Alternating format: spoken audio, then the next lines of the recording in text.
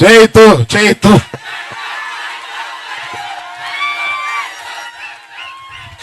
బాబు ఇవాళ మీరు అంటున్నారు, సంవత్సరన్నరగా నేను కూడా అంటున్నాను.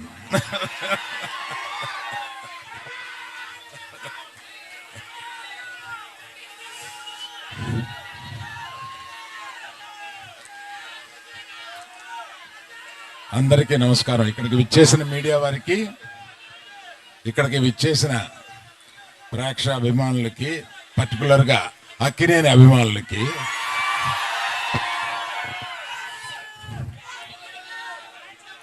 మేము చాలా కష్టపడి ఈ సినిమాని తీసాము. ఎంత కష్టపడినా ఫైనల్గా మీరు ఆదరించే స్థాయిలోనే మా ఆనందం ఉంటుంది.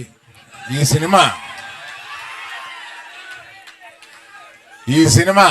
తప్పక మీరు ఆదరిస్తారని నమ్ముతున్నాము. ఎందుకంటే రీజను ఇక్కడ లేని వారి గురించి చెప్పి ఉన్నవారి గురించి చెప్తాను. ఇక్కడ చందు మొండేటి ఆయన ఇచ్చిన బేసిక్ కథని చాలా చక్కగా మార్చి అత్యద్భుతంగా మీ అందరికీ నచ్చేలాగా, మీరందరూ ఈ సినిమాలో చాలా ఆనందపడేలాగా, చాలా గుండెల్లోంచి మీకు హావభావాలు వచ్చేలాగా ఆయన తీశారు. అంత బాగా తీశారు ఆ సినిమా. ఆయన గురించి చెప్పాలి. తర్వాత మన ఫేవరెట్ డార్లింగ్ సాయి పల్లవి గారు అద్భుతంగా నటించారు ఇందులో. మనం అదే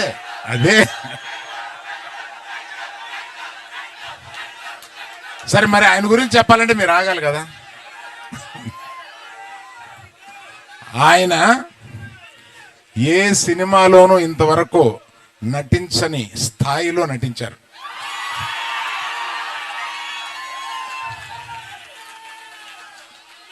మనకి ఎంత ఉత్సాహం తెప్పించగా నటించారో,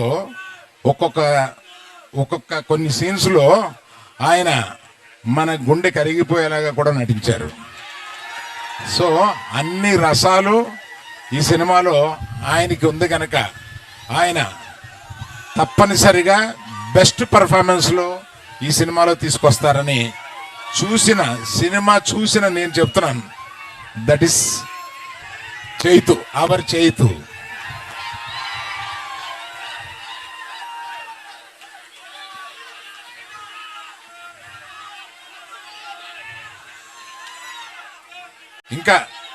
ఇంకా చాలా చాలా మాట్లాడాలని ఉంది, కానీ మాకు మర్చిపోయాను. ఆమె యాక్చువల్గా మాతో పాటు బయలుదేరి రావాల్సిన ఆమె కళ్ళు తిరిగి డాక్టర్ దగ్గర చూపించుకుంటే నువ్వు ప్రయాణం చేయడం కరెక్ట్ కాదమ్మా అని అన్నందువల్ల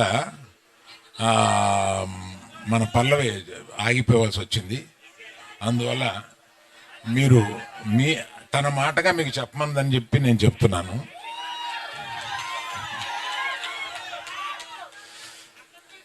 అందరిది చెప్పిన ఈ సినిమాకి ఇంత ఉత్సాహం రావడానికి కారణం మ్యూజిక్. దేవిశ్రీ ప్రసాద్ ఈ సినిమాలో మ్యూజిక్ని చించి చాటేశాడు. అసలు రీ రికార్డింగ్ స్కోర్ కానీ ఇది కానీ మ్యూజిక్స్ కానీ ఒక్కో పాట వస్తుంటే అన్ని పాటలు హిట్ చేశాడు. So I thank Devi Prasad for bringing so much of energy into the film. So Vizag ప్రేక్షకులకి అందరికీ, ఉత్తరాంధ్ర ప్రేక్షకులందరికీ నేను చెప్పేది, ఇక్కడ ఈ ప్రాంతం కథ, ఇది జరిగిన కథ. శ్రీకాకుళంలో ఒక చిన్న ఊర్లో జరిగిన కథని, ఆ కథని నిజంగా జరిగిన కథని ఈయన కథారూపంలో పెడితే దాన్ని సినిమాగా మేము తీసాము. తప్పక 7వ తారీఖున సినిమా చూసి మీరందరూ చాలా ఆనందపడతారని నేను వెయిట్ చేస్తున్నాను. Thank you.